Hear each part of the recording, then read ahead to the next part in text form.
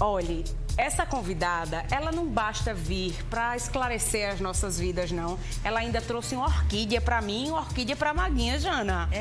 Poxa. Claro, né? Comemorar a vida, um novo ciclo. Parabéns para as duas. Desejo muita saúde nesse novo ano. Amém. É uma nova filha, viu? Agora para mim, porque minha casa agora já sabe, né? Tá a floresta e agora com a flor a primeira. E você Vou sabe me dedicar. que eu lhe confidenciei que eu tenho inveja boa, porque eu acho lindas as suas plantas e eu não sei cuidar como você sabe. Então, era melhor nas suas mãos do que Olha nas aí, minhas. que maravilha. Amei. Jana, seja muito bem-vinda, né, mais uma vez. E o tema de hoje tá muito em alta, porque a gente vai falar hoje no É Babado sobre a eliminação da Carol Conká. Tá. E aí a gente viu dentro do reality uma pessoa que se mostrou sempre muito incisiva, que se dizia muito sincera, que falava o que queria. Só que isso causou muitos problemas, tanto que ela teve o maior índice de rejeição da história do programa. Quando ela saiu, ficou meio que consciente, né, do que estava acontecendo. Ela já veio com um discurso diferente, já já a gente vai mostrar um vídeo. Só que aí, quando é que a nossa personalidade pode ser um problema? Porque eu acho que às vezes a gente usa muito essa desculpa. Ah, não, minha personalidade é forte. Eu fiz isso porque minha personalidade é assim. Sim, é muito importante essa pergunta, Desica. É o seguinte, a gente precisa entender que algumas questões em relação ao jogo, é bom esclarecer antes, é que quando a gente tira alguém do cotidiano, da rotina e confina em determinado lugar, a gente viu isso na pandemia o ano passado, os casais se separando, agressividade, inclusive com os filhos, isso termina gerando aí um estresse muito grande e uma mudança no comportamento. Tem um psicólogo que em 1970 ele pegou 26 pessoas e reuniu para que elas pudessem passar 20 dias numa, tipo uma prisão. E ele fez esse estudo e ele precisou diminuir, em vez de 20 dias, para 6, porque as pessoas começaram a enlouquecer e surtar lá dentro. E eram pessoas que ele tinha escolhido a dedo, com personalidade bem flexível, mas não funcionou. E toda vez que ele tentava reavaliar esse estudo, chama Amostragem de Lúcifer, ele não conseguia dar conta e só veio publicar em 94 alguma coisa a respeito disso. O que é que acontece? Então, a gente tira todo mundo da sua realidade, confina personalidades diferentes. Quando se faz isso, a pessoa, ela em perigo, ela tem duas reações básicas, ou luta ou fuga. Então, você vê que tem gente na casa que ninguém nem escuta, tá fugindo ali, tá pra não entrar em conflito, tá meio pra se garantir, né, Jana? E aí, isso é uma das possibilidades. A pessoa vai lá e foge de todo aquele contexto. A outra é a luta. Então, a pessoa vai agressiva e diz a que veio e fala, mas a gente sabe que tem uma medida. E a medida, ela foi exagerada, passou do ponto. E aí, a gente precisa entender que agora, né, ela saindo, provavelmente ela vai precisar aí ter alguns ajustes para a vida dela, porque passou um pouco do ponto. Lá dentro, né, as pessoas dizem, é melhor ser agressivo e sincero do que ser planta. As pessoas usam muito esse termo, que planta é porque fica lá paradinho e não toma muita atitude, não se envolve tanto. A gente citou aí um exemplo de confinamento, mas não é difícil a gente encontrar personalidades como essas fora, no nosso dia a dia, solto, todo mundo solto na sua vida normal. A partir de qual momento, assim, que a gente pode observar que aquilo é um problema, que a personalidade da gente, que a gente tem que buscar sempre estar melhorando. Claro que a gente tem alguns pontos mais específicos da nossa personalidade, né, Jana? É verdade. Mas, assim, quando isso pode ser um problema na nossa vida sem ser num confinamento? A partir do momento que você começa a perceber que você está sendo excluído, que as pessoas não estão mais te convidando para fazer programas, que as pessoas comentam entre os mais íntimos e às vezes até com você, mas com muita dificuldade, porque você é tão agressiva que ninguém tem coragem de comentar abertamente com você, que aquele tipo de comportamento é desnecessário, é agressivo, está passando do ponto, aí você precisa reavaliar. E aí a gente entende que o comportamento agressivo, ele termina tendo muitas vezes essa tendência a dizer assim, é o meu jeito. E não é o jeito. A gente aprende habilidades ao longo da vida para conviver em sociedade, porque a gente vive em sociedade. Então, a gente não precisa estar sendo sincera ao ponto de magoar as outras pessoas. O nome disso é abuso psicológico, que é diferente de confrontamento. O que é que eu estou querendo dizer? Se eu tenho alguma pendenga com alguém, eu vou lá, sento e converso. Mas por que as pessoas têm tanta dificuldade de fazer isso?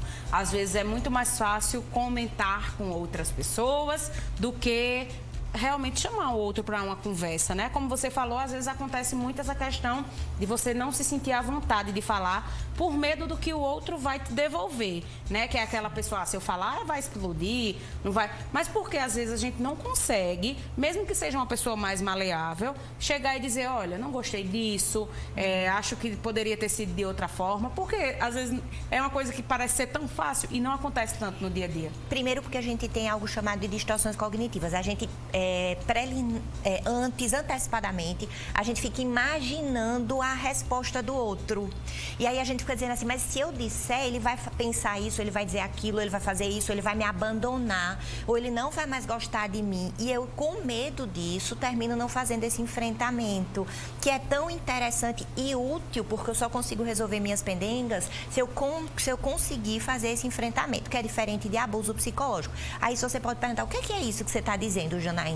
Abuso psicológico, um exemplo, é quando a pessoa se mostra superior e, para isso, ela precisa inferiorizar outras pessoas, que é um pouco o que acontece com o bullying nas escolas, né? Então, é tipo assim, uma fragilidade que a pessoa tem. Eu reconheço aquela fragilidade no outro, eu me ponho superior e aí como eu sou uma espécie de líder, eu termino fazendo com que as outras pessoas tenham a mesma opinião que eu. Nem conhece o outro, nem sabe a realidade do outro e já vai junto ali, né? Isso. E aí eu termino fazendo com que a pessoa não almoce no mesmo lugar que eu, no recinto. Eu mando a pessoa se retirar. Eu começo a estabelecer aí um abuso psicológico. O confrontamento é quando eu faço isso. Eu chego e digo assim, ó, não gostei do que você fez ontem comigo. A gente precisa entender o que é que tem por trás da sua fala. Por que você está me dizendo isso? O que é que você quer me dizer com isso? E aí a gente está